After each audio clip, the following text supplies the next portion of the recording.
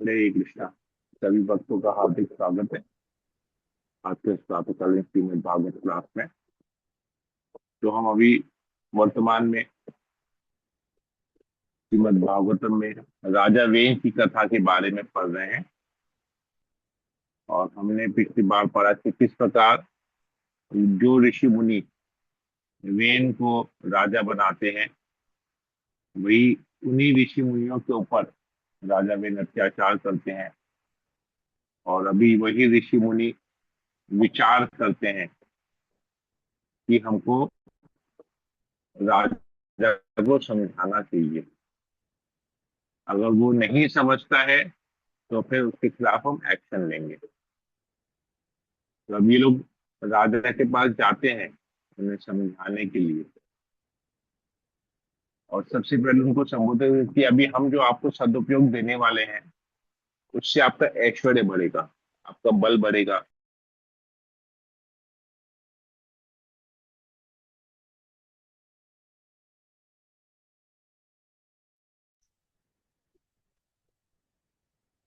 आप किसी भी व्यक्ति को जब भी एडवाइस देंगे, तो अगर वो एडवाइस उसके हित के लिए है तो वो उस एडवाइस को जरूर स्वीकार करेगा, प्रोवाइडेड वो व्यक्ति बुद्धिमान होना चाहिए और उसे लगना चाहिए कि हाँ, ये मेरे हित के लिए बोल रहा है। हरे कृष्णा प्रभु जी, आवाज ब्रेक हो रहा है प्रभु और जी। सबको चाहिए। कौन चाहता है कि उसे ऐश्वर्य नहीं मिले? हम में से ऐसा कोई है क्या जो चाहता है, जो ये बड़ा कर दे कि हमारे पास पैसा आ रहा है, हम बोलते नहीं हमको पैसा नहीं चाहिए? ऐसा कोई है जिसका शरीर स्वस्थ रहेगा और बोलता नहीं हमको बीमार शरीर चाहिए? कोई है जिसको बहुत ताकत मिलेगा और वो बोलेगा नहीं हमको कमजोरी रहने दीजिए? कोई नहीं ऐसा है। सबको ये चाहिए, भले सामने से नहीं बोलते हो, लेकिन है ना, मन में तो है कि भाई हमको। कौन है जो फेमस नहीं बनना चाहता? उसके बारे में बातें नहीं हो, चर्चा नहीं हो। बातें मतलब अच्छी बातें, खराब बातें नहीं, बुराइयां नहीं, क्रिटिसिज्म नहीं, अच्छी बातें क्यों ना हो। तो हर कोई ऐसा चाहता है। तो यही कह के राजा वेन को संबोधित करते हैं। तो कहते हैं कि आपको ये फैसिलिटी देनी चाहिए कि लोग धार्मिक नियमों का पालन करें। आपको स्वयं भी धार्मिक नियम पालन करने चाहिए और साथ ही साथ लोगों को फैसिलिटी, सुविधा देनी चाहिए। आप राजा हैं तो आपका कर्तव्य है कि आप धार्मिक नियम पालन करें और अपनी प्रजा को इस प्रकार रखें, अपनी प्रजा का इस प्रकार पालन करें कि वो लोग भी धार्मिक नियमों को पालन कर पाए। तो अगर ऐसा होगा तो भौतिक प्रभाव, ये जो माया देवी है, ये जो भौतिक प्रभाव है जिस कारण से हम इस भौतिक जगत में बंधे हुए हैं, ये भौतिक प्रभाव से हम छूट जाएंगे और हम सुखमय जीवन प्राप्त करेंगे। तो यहां तक हमने पढ़ा।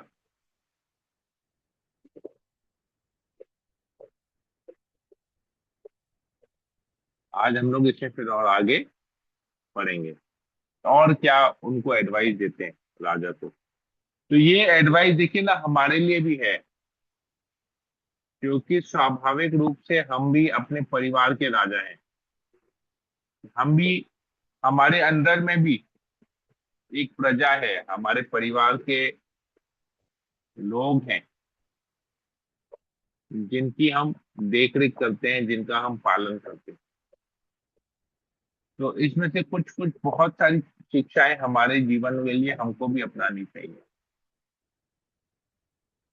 तो पहला था कि हमको धार्मिक नियम का पालन करना चाहिए और ये देखना चाहिए कि परिवार के दूसरे लोग भी धार्मिक नियमों का पालन करें। अगर हम धार्मिक नियम का पालन नहीं कर पाए तो एटलीस्ट हमको उनके परिवार के लोग तो जरूर करें। अगर हम भक्ति नहीं कर पा रहे तो हमको ये देखना है कि जो लोग भक्ति कर रहे हैं हम उन्हें भक्ति करने में बाधा नहीं डालें। यहाँ पर राजा बेन बाधा डाल रहे हैं लोगों को। ऋषि मुनियों के लिए यज्ञ बंद कर दिया, नहीं तुम यज्ञ नहीं बंद करोगे, धार्मिक अनुष्ठान नहीं करोगे, तो ये बाधा डालना होगा, बाधा नहीं डालनी चाहिए। तो आज हम लोग इसमें और आगे पढ़ेंगे और क्या क्या उन्हें शिक्षा देते हैं। मंगलाचरण कर लेते हैं। ओम ज्ञानतिमिरान्धस्य ज्ञानाञ्जना शलाकया चक्षुरुन्मीलितं येन तस्मै नमः। ओम विष्णुपादाय कृष्णप्रेष्ठाय भूतले श्रीमते भक्तिवेदांत स्वामिनिति नामिने नमस्ते सरस्वती देवे गौरवाणी प्रचारिणे विशेष शून्यवादी पाश्चात्य देशचारिणे। हे कृष्णा करुणा सिंधु दीनबंधु जगतपते गोपेश गोपिकाकांत राधाकांत नमस्ते। तप्त कांचन गौरांगी राधे वृंदावनेश्वरी वृषभानुसुते देवी प्रणमामि हरि। पंचा कल्पतरुभ्यश्च कृपा सिन्धुभैव च पतितानां पावनेभ्यो वैष्णवेभ्यो नमो नमः। जय श्री कृष्ण चैतन्य प्रभु नित्यानंद श्री अद्वैत गदाधर शिवासादि गौर भक्तवृंद। हरे कृष्णा कृष्ण कृष्ण हरे हरे हरे राम राम की जय। ओम नमो भगवते वासुदेवाय। ओम नमो भगवते वासुदेवाय। ओम नमो भगवते वासुदेवाय। श्रीमद् भागवतम चतुर्थ स्कंद अध्याय 14। अध्याय का नाम है राजा वेन की कथा, श्लोक नंबर 16।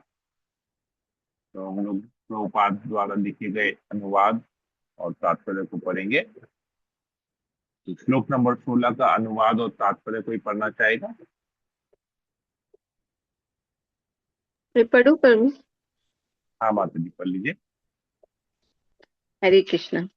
मुनियों ने आगे कहा, अतः ए महान वीर, आपको सामान्य जनता के आध्यात्मिक जीवन को विनष्ट करने में निमित्त नहीं बनना चाहिए।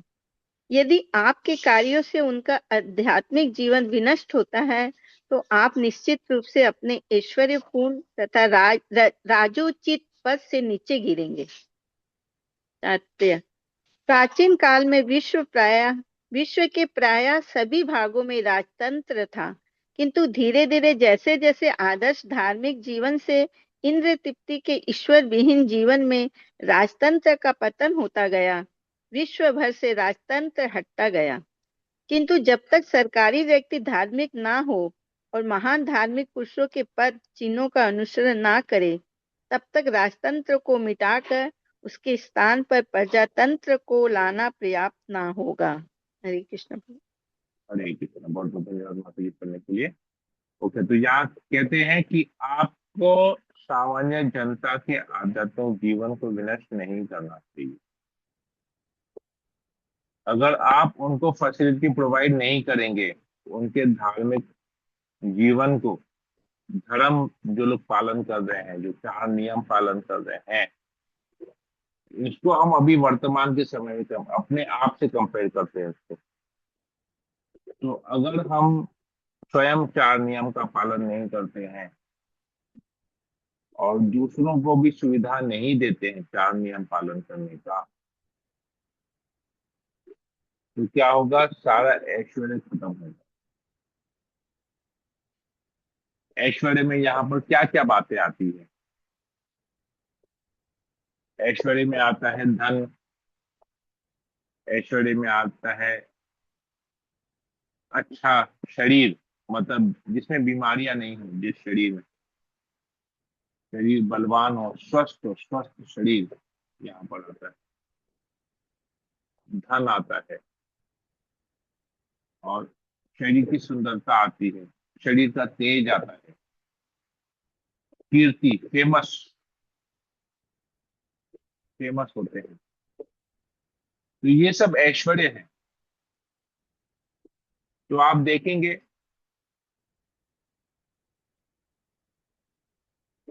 हमारे जो गुरुजन है, गुरु वर्ग है, अगर आप ध्यान दिए होंगे, ध्यान से देखे होंगे, तो आप देखेंगे हमारे गुरु वर्ग में जितने भी है ना, सबके चेहरे पे एक तेज है। वो तेज कहाँ से आता है? वो धार्मिक नियम पालन करने से, अपने साधना को बहुत अच्छी तरह से करने से आप देखेंगे तेज आएगा, चेहरे पे एक तेज आएगा, रिस्पेक्ट आएगा। ऐसे ऐसे लोगों के प्रति स्वाभाविक रूप से रिस्पेक्ट आएगा, जो जब धार्मिक नियम का पालन करते हैं। मैं कल का ही उदाहरण देता हूँ, अपना एक उदाहरण देता हूँ, और रिसेंटली कुछ उदाहरण देता हूँ मैं। जैसे कल का उदाहरण, कल रथ यात्रा थी, तो मैं जहाँ गया था रथ यात्रा के महोत्सव को अटेंड करने के लिए, तो वहां पर मुझे भगवान जगन्नाथ को रथ पे बिठाने की सेवा, उनकी आरती करने की सेवा, उनको भोग लगाने की सेवा, ये दी गई थी। तो कई प्रकार के, नाना प्रकार के भक्तगण थे वहां पर, और जगह जगह पर अलग अलग समय पूरे रथ में बार बार भोग की सामग्री लेके आ रही थी। तो प्रभु जी, पंडित जी, महाराज जी, ऐसे ऐसे करके संबोधित किए, जो उनको आइडिया नहीं है। जो भक्त है वो तो प्रभु जी करके बुला रहे थे, जो रेगुलर है वो पंडित जी करके बुलाएंगे,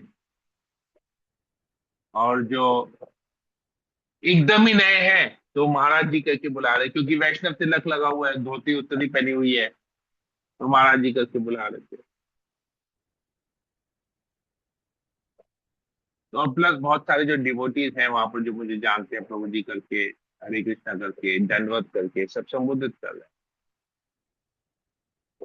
तो ऐसा क्यों है?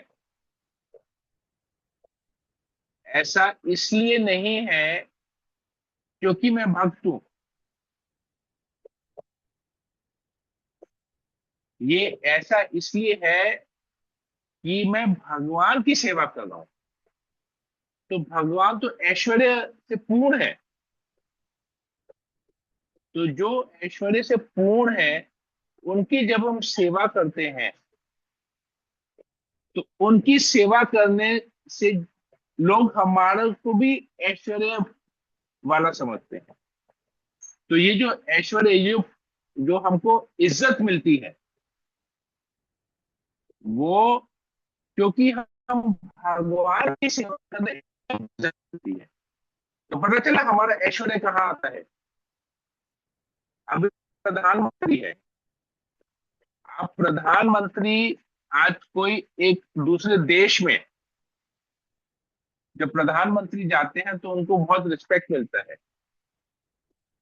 अगर किसी कारण से उस देश में प्रधानमंत्री नहीं जा पाते हैं, लेकिन प्रधानमंत्री अपने प्रतिनिधि को भेजते हैं, तो उस प्रतिनिधि को भी, जो प्रधानमंत्री का प्रतिनिधित्व कर रहा है, उससे भी वही ऐश्वर्य, वही इज्जत, वही रिस्पेक्ट, वही मंच दिया जाता है बोलने के लिए। और उसी देश में एक साधारण नागरिक जाए, जिसके पीछे ये स्टैंप नहीं हो कि ये प्रधानमंत्री को रिप्रेजेंट कर रहा है, तो उसको लोग पूछेंगे? नहीं पूछेंगे। आप समझ में आ रहा है वो ऐश्वर्य वाला हिसाब क्या है? ऐश्वर्य वाला, ऐश्वर्य वाला हिसाब तभी आता है जब हम भगवान का प्रतिनिधित्व कर रहे हैं। तो जब हम स्वयं धर्म का पालन कर रहे हैं और दूसरों को भी धर्म का पालन करने का सुविधा दे रहे हैं, तो आपका ऐश्वर्य बढ़ेगा। जैसे मेरा कल ऐश्वर्य बढ़ा, क्योंकि मैं भगवान की सेवा कर रहा था। सब लोग वहां पर किस लिए एकत्रित हुए? जगन्नाथ जी की रथ यात्रा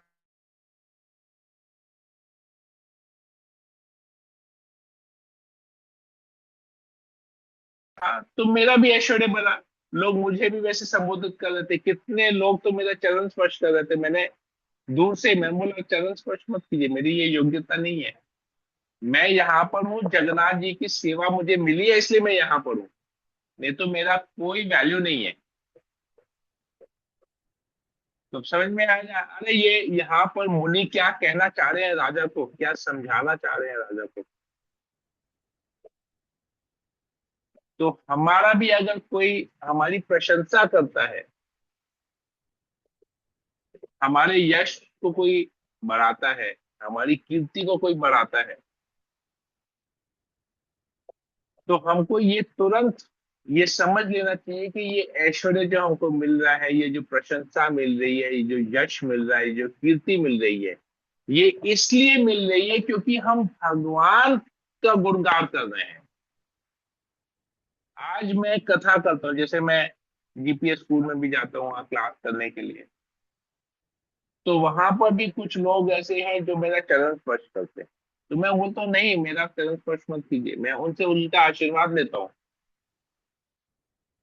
ये आप बड़े हैं, आप उम्र में मेरे से बड़े हैं, तजुर्बे में मेरे से बड़े हैं, तो आप बड़ों का आशीर्वाद रहेगा तो हम जीवन में कुछ आगे बढ़ पाएंगे। बड़ों का आशीर्वाद नहीं रहेगा तो हम जीवन में आगे नहीं बढ़ पाएंगे। तो ये क्यों वो लोग चरण स्पर्श कर रहे हैं? क्योंकि मैं कथा कर रहा हूँ। किसकी कथा कर रहा हूँ? कृष्ण की कथा कर रहा हूँ। तो कृष्ण की कथा, कृष्ण का नाम का अर्थ ही है सर्व आकर्षक, जो सबको आकर्षित करते हैं। तो जब उसकी कथा करते हैं, वो उसकी कथा कर रहा हूं इसलिए फेमस हूं। अगर मैं उसकी कथा, कृष्ण की कथा करना छोड़ दूंगा और बेकार की दुनियादारी की बातें करूंगा तो मेरा ऐश्वर्य नहीं है उसमें। समझ में आ रहा है? तो ये चीज यहाँ पर बार बार बताया जा रहा है। तो हमारा जो भी ऐश्वर्य है, जो भी कीर्ति है, जिस किसी वजह से लोग हमारी प्रशंसा करते हैं, वो उसका एकमात्र कारण है कि हम कृष्ण की सेवा कर रहे हैं, भगवान की सेवा कर रहे हैं, भगवान की वाणी का प्रचार कर रहे हैं। तो हमारे ऐश्वर्य का मूल मूल कारण है तो स्वयं भगवान। तो आप देखेंगे कितने लोग जो कथावाचक है बहुत फेमस होते हैं, क्यों? कृष्ण की कथा करे, कृष्ण फेमस है इसलिए उसकी कथा करने वाले भी फेमस है। ऐसा नहीं कि वो लोग कथा अच्छा करते हैं,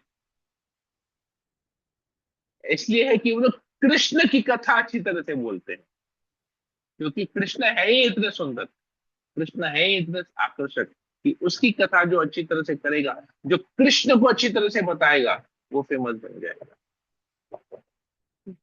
अगला श्लोक करते हैं, 17 नंबर। और कोई पढ़ना चाहेगा?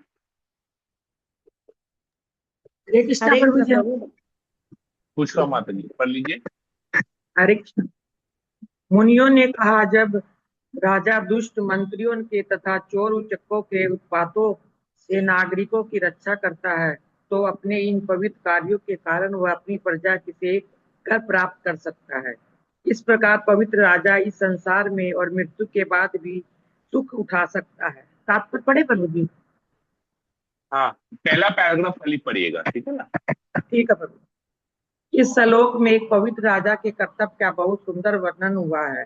उसका सर्वप्रथम कर्तव्य है कि अपनी प्रजा को चोर उचक्कों तथा उन्हीं जैसे मंत्रियों से सुरक्षा प्रदान करे। पहले मंत्रियों का चुनाव नहीं होता था, वरन राजा ही उन्हें नियुक्त करता था। फलतः यदि राजा पवित्र या कठोर नहीं होता था तो मंत्री चोर उचक्के बन जाते थे और दीन जनता का शोषण करते रहते थे। यह देखना राजा का कर्तव्य है कि सरकारी मंत्रालयों या जन विभागों में चोर उचक्कों की भरमार तो नहीं हो रही। यदि राजा अपनी प्रजा की रक्षा चोर उचक्कों से सरकारी सेवा तथा जन मामलों में समान रूप से नहीं कर सकता है तो उसे कर लेने का कोई अधिकार नहीं है। दूसरे शब्दों में तो जो राजा या सरकार नागरिकों पर कर लगाती है, वह कर तभी ले सकती है जब वह राजा या सरकार नागरिकों की चोर उचक्कों से रक्षा कर सके। हरे कृष्ण। हरे कृष्ण। बहुत बहुत धन्यवाद माता जी पढ़ने के लिए। तो यहाँ पर एक राजा का कर्तव्य बताया जा रहा है। आप म्यूट कर लेंगे माता जी, पुष्पा माता म्यूट कर लेंगे?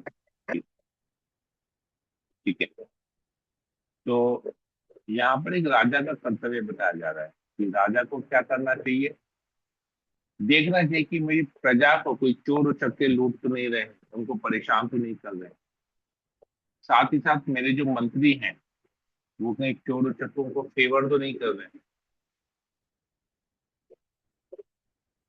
ठीक है। और वो स्वयं खुद चोर उचक्के तो नहीं बन गए। तो ये कर्तव्य है। परंतु हम देखते हैं कि वर्तमान समय में इस कर्तव्य को लोग ठीक से पालन नहीं करते, विशेषकर जो देश को चलाते हैं। तो अब ये जो कर्तव्य है हमारा, ये जो राजा का एक कर्तव्य है, वो कर्तव्य हमारे ऊपर कैसे लागू होता है, हम अपने ऊपर कैसे इसको लागू करें। तो सबसे पहले हमको देखना चाहिए कि हमारे परिवार वाले, हमारे परिवार के जो सदस्य हैं, वो कहीं गलत संग तो नहीं कर रहे। चोर उचक्कों का संग मतलब, चोर उचक्के क्या करते हैं, धार्मिक नियम पालन नहीं करते। तो हमारा कर्तव्य है ये देखना कि हमारे परिवार के सदस्य धार्मिक नियम पालन करें और ऐसे लोगों का संग नहीं करें जो कि धार्मिक नियमों को पालन नहीं करते।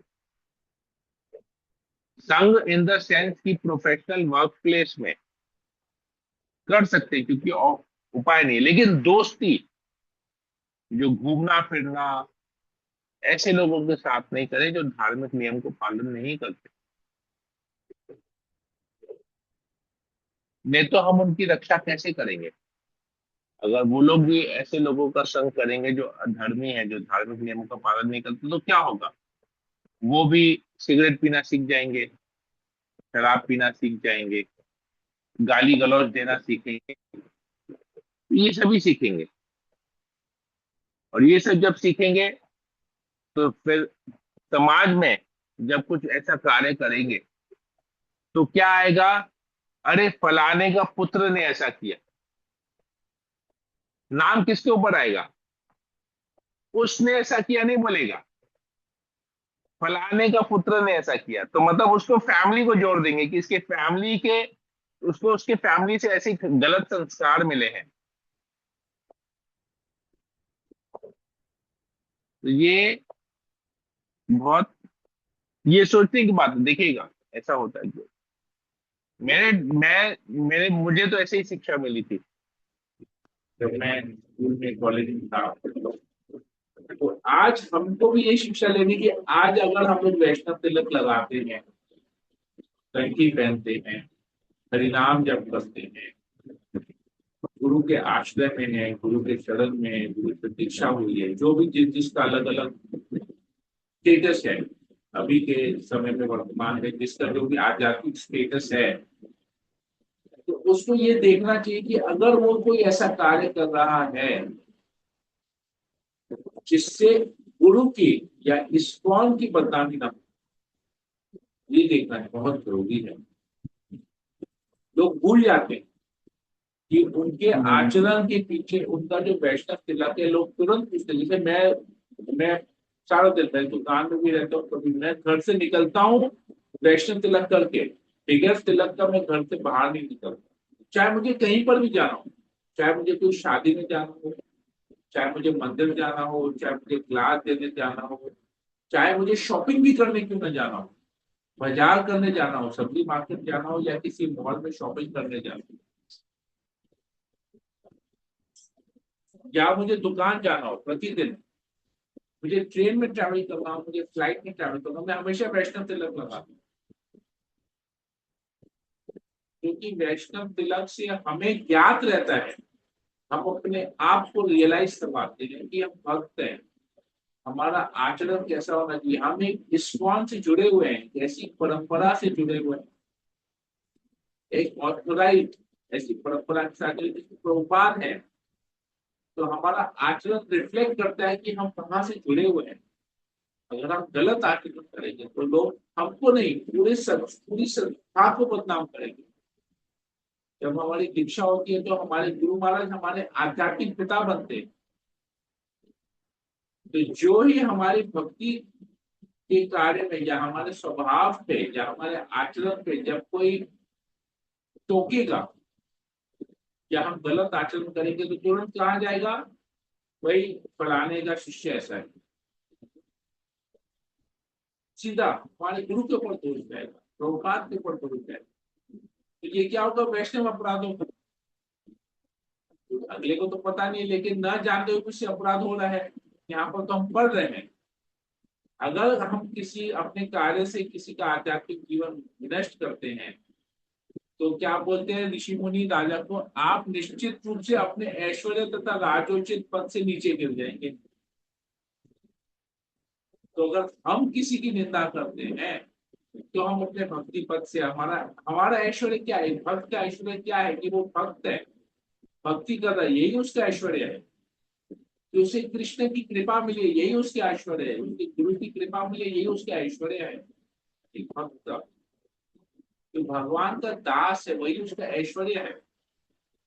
भगवान के शक्ति की देवी तो वो दासी है, राधा रानी की दासी है, यही उसका ऐश्वर्य है।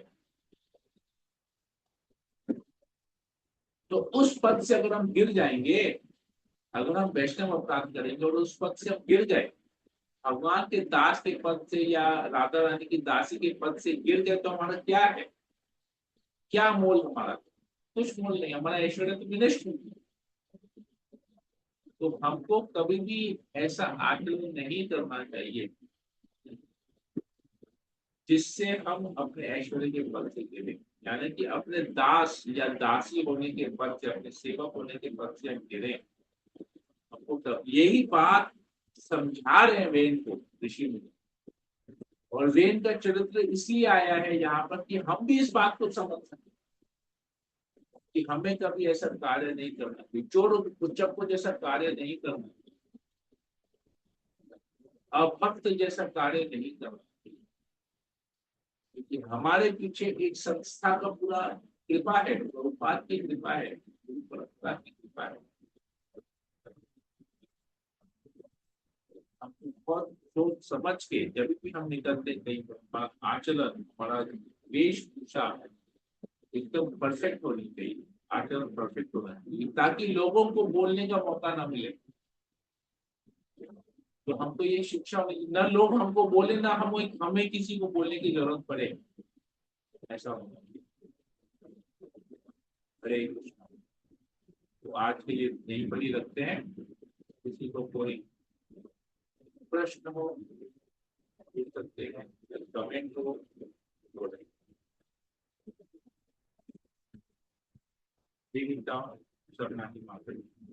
हरे कृष्णा प्रभु जी, दंडा प्रणाम जी। बहुत सारी राजा बहन का जब से हम लोग पढ़ रहे हैं तो बहुत सारी शिक्षाएं हम लोग को मिल रही हैं। अभी तो जैसे आज आचरण का हुआ है, और जो भगवान हमें ऐश्वर्य देते हैं और जो भी हमें देते हैं उसका हम लोग को कैसे प्रयोग करना है, और आचरण सबसे बड़ी जरूरी बात कि जब जैसे हम लोग आचरण करेंगे हमारे बच्चे भी वैसे ही आचरण करेंगे। ये हम लोग को बहुत एग्जाम्पल देखने को भी मिलता है, कितना प्रैक्टिकल है ये सब लाइफ में। तो वही प्रैक्टिकल हम लोग की भागवतम भी हम लोग पढ़ रहे हैं, भगवत गीता हो चाहे भागवतम, तो प्रैक्टिकल हर जगह पढ़ रहे हैं। लेकिन हमें अपने जीवन में कितना उतारना है, कितना उतार सकते हैं, वो हमारे ऊपर डिपेंड करता है। थैंक यू प्रभु जी। हरे कृष्णा प्रभु, नंदा प्रणाम। विनीता माता जी। हरे कृष्ण प्रभु, सादर प्रणाम। हरे कृष्णा माता जी, बोलिए। प्रभु, जब मैं जो मन में ऑनलाइन हुई तो आई यहाँ पे, तो राधा माता जी तात्पर्य पढ़ रहे थे कि राजनीतिक, मतलब जो राजनीतिक में होते हैं, जब तक वो लोग धार्मिक नहीं होंगे तब तक स्थिति परिस्थिति नहीं सुधरेगी। और आप लोग भी राइट। आज यही डिस्कस कर रहे हैं कि चोर उचक्के ये सब को भी दूर रहना नहीं होना चाहिए, या बच्चों लोग को भी वैसी ही शिक्षा देनी चाहिए। पर प्रभु ऐसा हो नहीं पाता है, क्योंकि हम लोग इस जग में रहते हैं। तो एक श्लोका याद आ रहा था, ये रहीमन मुश्किल आन पड़ी टेढ़े दोनों का, सीधे से जग ना मिले उल्टे मिले ना राम। अगर सिधाई से चलेंगे तो इस जग में ये प्रभु टिक नहीं पाएंगे, फिर कोई हमें नहीं झेल पाएगा। इसीलिए मैं ये सोच रही थी कि जो राजनीतिक में होते हैं प्रभु, वो लोग क्या धार्मिक हो सकते हैं? मेरे हिसाब से तो कभी नहीं, क्योंकि सामाजिक है वो। सामाजिक और आध्यात्मिक दो अलग अलग बातें लगती हैं। ओके, सामाजिक और आध्यात्मिक दो अलग अलग बातें इसलिए लगती है क्योंकि हमने उस दोनों बातों को डिवाइड कर दिया है। अभी युधिष्ठिर महाराज का जब हम उदाहरण लेते हैं, तो युधिष्ठिर महाराज क्या, युधिष्ठिर महाराज कौन थे? राजा पूरे थे, विश्व के पूरे सम्राट। विश्व के राजा थे। हाँ, तो क्या वो समाज में सम्राट। नहीं रह रहे थे? ये जो है समाज में नहीं रहे हुए थे क्या? पर उनसे भी समाज तो में थे कुछ ना। ना कुछ हुआ, वो भी तो आखिर लेकिन उतरे ना थोड़ा हाँ, बहुत। मैं वही बोल रहा हूँ। तो क्या उन्होंने धर्म का पालन नहीं किया? क्या वो किया भक्ति प्रभु। भक्त नहीं थे? थे ना। पर ऐसा आता है मन में, सब कुछ होते हुए भी अपनी वाइफ को, मतलब अपनी पत्नी को भी तो दांव में लगाया ना। वो पूरा 1 रुपया तो नहीं मिलता है प्रभु। हाँ, वो 25 पैसा क्यों तो क्यों जाता ही दांव है। पे लगाया? उसके बारे में भी हमने पढ़ा था कि क्यों दांव पे लगाया। आपको पता है क्यों दांव पे लगाया? वो तो नहीं पता, बस दांव पे लगाया ओके, वो पता चलिए है जो मैं मुझे। बताता हूँ क्यों दांव पे लगाया। गीता में एक श्लोक आता है, 15वें अध्याय में एक श्लोक आता है, 15.15। मैं एग्जैक्ट श्लोक नंबर भी आपको बोल दे रहा हूँ। हाँ प्रभु, ये बात सर्वस्य चाहम हृदय सन्निविष्टो मत्त स्मृति ज्ञानम अपोहनम च वेदेश्च सर्वे अहम एव वेद्यो वेदांत कृद्वेद विदेव चाहम। मेरा ओके, फेवरेट श्लोक है। इस श्लोक का दो मतलब है, दो अलग, दो लाइन का एक मतलब है, अगले दो लाइन का एक मतलब है। तो सब पहले हम लोग सेकंड वाला दो लाइन लेते हैं। सारे वेदों का संकलन करता मैं ही हूं, और सारे वेदों से मुझे ही प्राप्त किया जाता है। ठीक है। वेदेश्च सर्वैर अहम एव वेद्या वेदांत विद वेद विदेव चाहम। मतलब सारे वेद मैंने ही लिखे हैं, और सारे वेदों का निष्कर्ष ये है कि मैं भगवान हूं, मुझे ही जाना जाता है। ठीक है। अभी फर्स्ट पार्ट पे आते हैं। अब क्या युधिष्ठिर महाराज को वेदों का ज्ञान नहीं था? था कि नहीं था युधिष्ठिर महाराज को वेदों का ज्ञान? जरूर होगा, वो एक पवित्र आत्मा थे प्रभु। हाँ। अब क्या उन्हें पता नहीं था कि कृष्ण भगवान है? वो भी पता था प्रभु। पता था। ठीक है। अभी फर्स्ट पार्ट पे आते हैं। ठीक है। फर्स्ट पार्ट क्या है? सर्वस्य चाहम हृदय सन्निविष्टो। भगवान कहते हैं मैं सबके हृदय में परमात्मा के रूप में वास करता हूं। सर्वस्य चाहम हृदय सन्निविष्टो मत स्मृति ज्ञानम अपोहनम च। मेरे से ही मत स्मृति याद करने की शक्ति, ज्ञान ज्ञान पाने की शक्ति, और अपोहनम भूलने की शक्ति मेरे से ही आती है। ठीक है। तो भगवान सबके हृदय में परमात्मा के रूप में बैठे हैं, वास करते हैं। और क्या करते हैं? परमात्मा का कार्य क्या है? याद करने की शक्ति देना, ज्ञान देना, और भूलने की शक्ति भी देना। तो ये कैसे करते हैं? परमात्मा सिलेक्ट करते हैं क्या? अरे विनीता सबनानी माता जी को मैं भूलने की शक्ति दूंगा, राधा माता जी को मैं याद करने की शक्ति दूंगा, और सूर्यवंशी प्रभु को मैं ज्ञान की शक्ति दूंगा। भगवान डिसाइड करते हैं क्या? ये परमात्मा डिसाइड करते हैं क्या? परमात्मा ऐसे डिसाइड करते हैं? नहीं। परमात्मा क्या करते हैं? परमात्मा कहते हैं जिस जीव की जो इच्छा है, अगर कोई जीव ऐसा है जो मुझे स्मरण करना चाहता है, तो मैं उसके लिए एक ऐसी परिस्थिति क्रिएट करता हूं जहां पर वो मेरा स्मरण कर सके। अभी जैसे 24 घंटा तो सबके लिए है, सूर्योदय सबके लिए हो रहा है, सभी भक्तों के लिए भी हो रहा है, अभक्तों के लिए भी हो रहा है। तो कितने भक्त ऐसे हैं जो सुबह उठ के जप करते हैं? कितने लोग ऐसे हैं जिनको भक्तों का संग करके जप करना चाहिए? करने की इच्छा होती है। जैसे अब यहाँ पर है, यहाँ पर सभी लोगों को भक्त संग करके जप करने की इच्छा है, तो ऑनलाइन चालू हुआ ना। वे तो जब तो सभी लोग कर रहे थे, कितने लोग जो जब भी नहीं कर रहे थे। लेकिन जब इच्छा हुई तो भगवान ने इच्छा पूर्ति की कि नहीं की? तो आप लोगों को भगवान को जब स्मरण करने की इच्छा हुई तो भगवान ने आप लोग सुविधा दिया कि नहीं दिया? अभी वैसे ही कितने लोगों को ज्ञान लेने की इच्छा थी, तो भगवान ने सुविधा दी, किया कि नहीं किया? और हम लोगों को प्रेरणा दी, जूम बनवाया, जूम की टेक्नोलॉजी मिली हम लोगों को, तो हम लोग ऑनलाइन जाके ज्ञान ले रहे हैं। सुविधा मिला ना।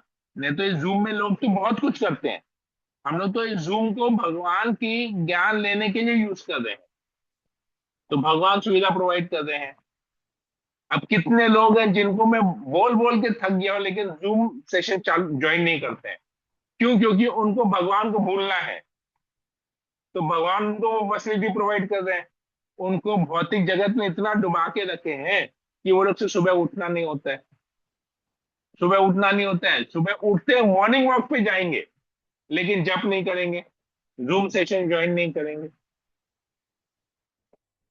तो सबके लिए सब कुछ है। तो अब युधिष्ठिर महाराज उस समय जब वहां पर पासा वाले गेम में जब इन्वॉल्व थे, तो उन्होंने ये सोचा कि कृष्ण को मैं ये गेम खेलूं, कृष्ण को पसंद नहीं है।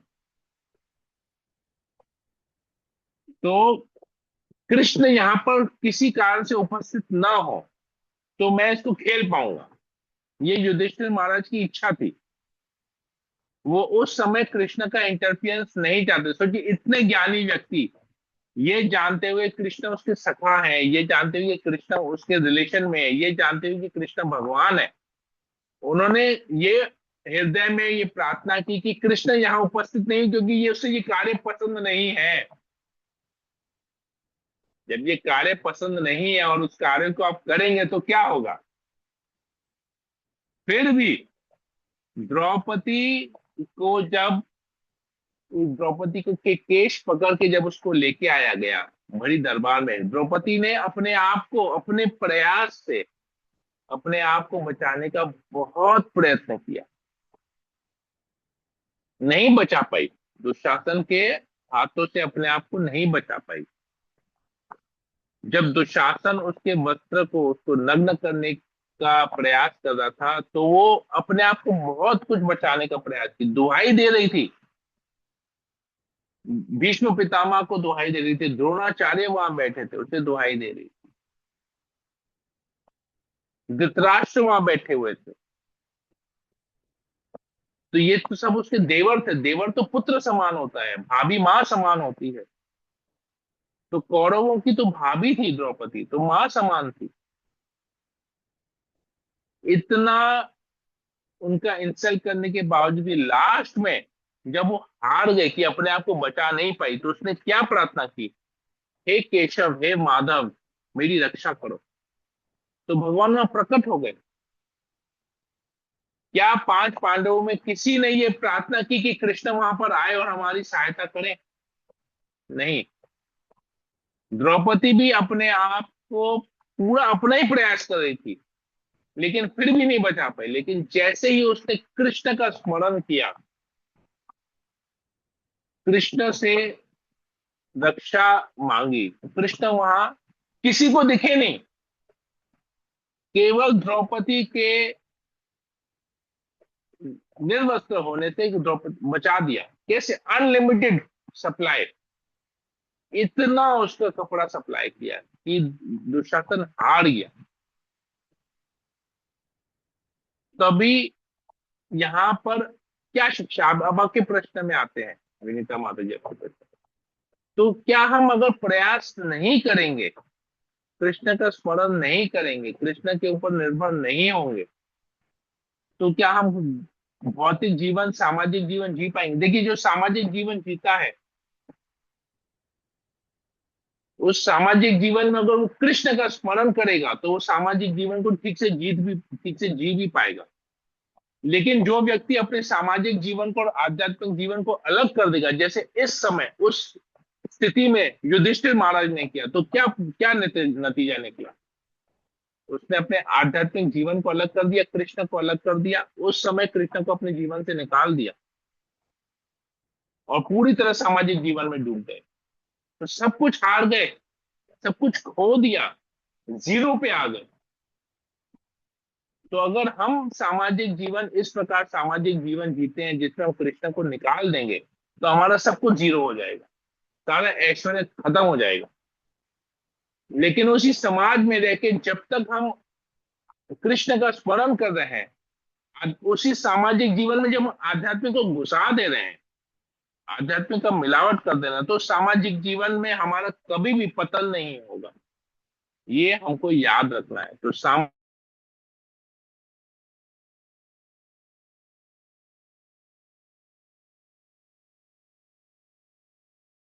पर साउंड नहीं आ रहा प्रभु।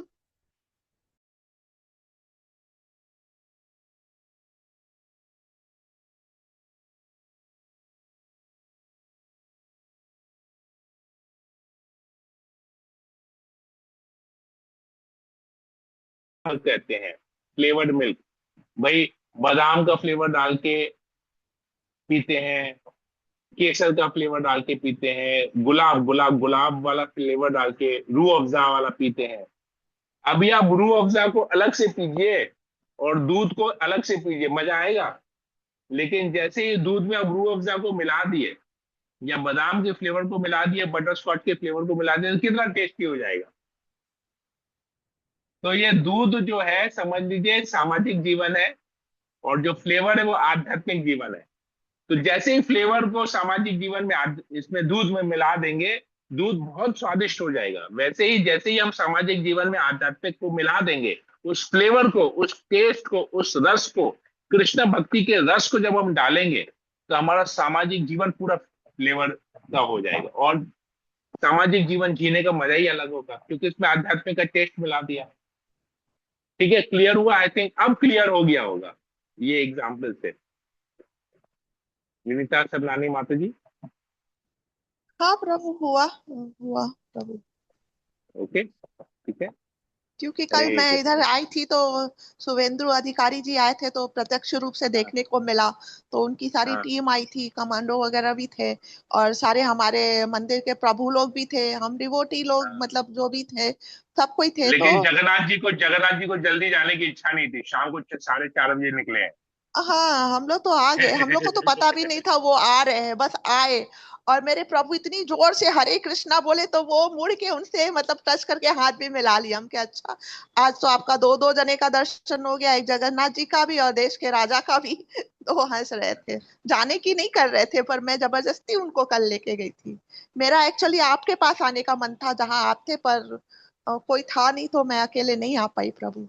मेरा बहुत कोई मन था दिक्कत कल नहीं आने है। का। हम्म। मन होना चाहिए जगन्नाथ जी को रथ पे आरूढ़ होते हुए देखना, वही एक होनी चाहिए इच्छा। जी जी जी बाकी फिर प्रभु जी। जगन्नाथ जी फ्लेवर जगह इच्छा अपने आप पूरी करेगा। जगन्नाथ जी को रथ पे देखना मतलब इस जन्म मृत्यु के चक्कर के, जन्म मृत्यु के बंधन से छूट जाना। जो भी जी जगन्नाथ जी को रथ पे देखता है, और जगन्नाथ जी जब उसको देखते हैं, तो वो समझ लीजिए जगन्नाथ जी की ऐसी कृपा दृष्टि उसको मिलती है कि वो इस भौतिक संसार के बंधन से छूट जाता है।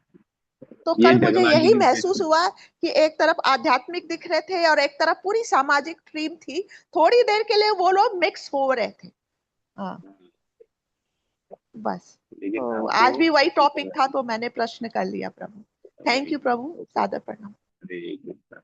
ओके, ठीक है, तो सेशन को यहीं रखें, और किसी को कुछ पूछना है, कुछ बोलना है? कल राधा माता जी आई थी, वहां पर कैसे लग रहे थे जगन्नाथ जी रथ के ऊपर में? कितने सुंदर लग रहे थे बताइए। अति सुंदर प्रभु। इतने सारे छह छह से जगन्नाथ थे हाँ वहां पर, ठीक है। पूरा कितने एक रथ में इतना सुंदर, कितना सुंदर सजाया था वहां मेरा पर। मिस हो गया प्रभु, मेरा बहुत मन था आने का, नेक्स्ट टाइम पक्का आऊंगी। एक रथ पे छह जगन्नाथ को देखना मतलब, हम लोग, मैं तो हर साल देखता हूँ, तो मुझे तो हर साल जगन्नाथ जी नए लगते हैं। मैं बोलते हैं नए हैं, नए हैं, हर साल मुझे नए लगते। एक रथ में छह जगन्नाथ जी को देखना मतलब सोचिए कितना आंखों को, कि कितना रस मिलता है, कितना आनंद मिलता है जब एक ही रथ में 6 जगन्नाथ जी को देखेंगे। और विशेषकर जब उसी रथ को, जगन्नाथ जी को हम लोग, मैं खुद अपने हाथों से बिठाता हूँ, कितना अच्छा लगे। एक बड़े जगन्नाथ, फिर इधर एक छोटे, इधर मीडियम, फिर एक और इधर थे, फिर एक और इधर थे, 1 2 3 4 5, एक टोकरी में थे 6, एक ट्रे में थे 7, 7 जगन्नाथ जी कल थे रथ में। 7 जगन्नाथ जी के अलावा फिर कुछ माताएं थी जो वहां अपने लड्डू गोपाल को, 4 लड्डू गोपाल भी थे उस रथ में। तो सोचिए 7 जगन्नाथ जी और 4 लड्डू गोपाल उस रथ में थे। और मुझे उनको भोग लगाने का, कितना बार मुझे अवसर मिला भोग लगाने का, और कितने, मतलब इतना सुंदर, माने हर कोई व्यक्ति कल दोनों हाथों से जगन्नाथ का महाप्रसाद लोगों को मिला, दोनों हाथों से, मतलब दोनों हाथ भर गए लोगों के, इतना कल महाप्रसाद वहां वितरण हुआ है। सोचिए, मतलब अमेजिंग। जिसको जो चरण तुलसी मांग रहे हैं, चरण तुलसी मैं दे रहा हूँ, फूल मांग रहे हैं फूल दे रहा हूँ, माला मांग रहे हैं माला दे रहा हूँ, आम केला महाप्रसाद बोले, आप प्रभु जी आप जो दीजिए हम लोगों पर देते जाइए। तो मैं भी क्या करूंगा, जगन्नाथ की कृपा है, जगन्नाथ जी आए हैं रथ में चढ़ के सबको कृपा करने के लिए, तो मैं कौन होता हूँ किसी को कृपा से वंचित करने वाला। तो मैं भी देते गया मिठाइयाँ, इतना, मतलब इतना कुछ कल बटा है, मतलब सोच नहीं सकते। मतलब लोग मांग रहे हैं, मांगे जा रहे हैं, लोगों को दिए जा रहा हूँ मैं। इतना जगन्नाथ जी कृपालु हैं, इतने कल बहुत बहुत कृपालु रहते हैं। इसलिए मुझे, मैं हर साल वहीं जाता हूँ, मतलब मुझे इतना अच्छा लगता है, जगन्नाथ जी इतनी कृपा करते हैं मेरे ऊपर, और मेरे माध्यम से इतने लोगों के ऊपर जगन्नाथ जी कृपा करते हैं। तो इसलिए मैं जाता हूँ वहां पर हर साल, बहुत सुंदर लगते हैं। अब हरे प्रभु ने कृष्णा। इतना बता दिया, अब नेक्स्ट टाइम मैं अकेला दुकेला नहीं देखूंगी, आ जाऊंगी जैसे भी। ओके, ठीक है। देखिए ना, 7 जगन्नाथ जी एक रथ पे, सोचिए, सोच के खाली कैसा लगेगा आप सोचिए। 7 जगन्नाथ बलदेव सुभद्रा, 7 सेट पूरा एक एक ही रथ पे बैठे हैं और कैसे देख रहे हैं, मतलब अमेजिंग है, अमेजिंग। हरे हरे कृष्णा। कृष्णा ईशा प्रभु जी, जी। एकदम आते ही आपको कुछ बोलना था, राइट। जी प्रभु जी, एक पिक्चर भेजिए ना उसकी, हम लोग कम से कम पिक्चर ही देख लें। पिक्चर तो मैं तो फोटो नहीं खींचता, मैं तो हमेशा साक्षात देखता हूँ। मैं वहां पर जाके वीडियो कॉल करके जो जो बोलते हैं उनको वीडियो कॉल करके दिखा दोगी, मैं तो कभी फोटो नहीं खींचता। हाँ, फोटो जरूर मिल जाएगा मुझे, क्योंकि उनके तो प्रोफेशनल कैमरामैन होते हैं जो रिकॉर्डिंग करते हैं, ड्रोन से पूरा करते हैं और वीडियो करते हैं, फोटोग्राफी करते हैं। ओडिसी डांस होता है वहां पर, कल कितना यूट्यूब अच्छा, 3 यूट्यूब बार में पूरा ओडिसी आया है डांस हुआ, प्रभु। आया है यूट्यूब ना। में पूरा है। हाँ, यूट्यूब में है ना पूरा। यूट्यूब में। ओके, हाँ, पूरा है। ठीक है। उनके चैनल में शायद होगा, तो मैं यूट्यूब का तो वीडियो लिंक, का आपको हाँ भेज देता लिंक हूँ। डाल दीजिए, लिंक भी तो हाँ आप देख ठीक है। सकते हैं वहां पर, ठीक है बहुत हाँ, कुछ लिंक हुआ है। भेज दीजिएगा प्रभु जी। प्रभु जी ग्रुप गुंडीजा में भेज। कितना कितना गुंडीजा कितना सजाया था, कितना सुंदर गुंडीजा सजाया था। मतलब मैं तो पूरे उधर में गुंडीचा में गौर निताई का कटआउट लगाया था। गौर निताई का कटआउट में, उस कटआउट में गौर निताई को पूरा फूलों से सजाया, मतलब फूल का ड्रेस बनाया गया उस कटआउट में। अब सोचिए, पूरा फूल से, धोती को अलग अलग फूल से, उनके ऊपर के पोर्शन को, अंग को इतना सुंदर कटआउट को फूल से सजाया, जिसे लग रहा है कि फूल का ड्रेस पहने हुए हैं। इतना सुंदर कल डेकोरेशन था वहां पर, मतलब मैं तो देख के है ताजुब रह गया। और जगन्नाथ जी का मंदिर बनाया था पूरा फूलों से, जो पुरी का जैसा जगन्नाथ का मंदिर है, वो मंदिर बना के वहां पर जगन्नाथ जी को रखा था, फूलों का पूरा मंदिर बनाया था, बहुत सुंदर। मतलब आई थिंक, मतलब मुझे जो आइडिया है, वो फ्लावर का डेकोरेशन कम से कम, वो स्टेज में जो फ्लावर का डेकोरेशन कम से कम ₹1,00,000 का होगा, उसके नीचे का तो हो ही नहीं सकता है।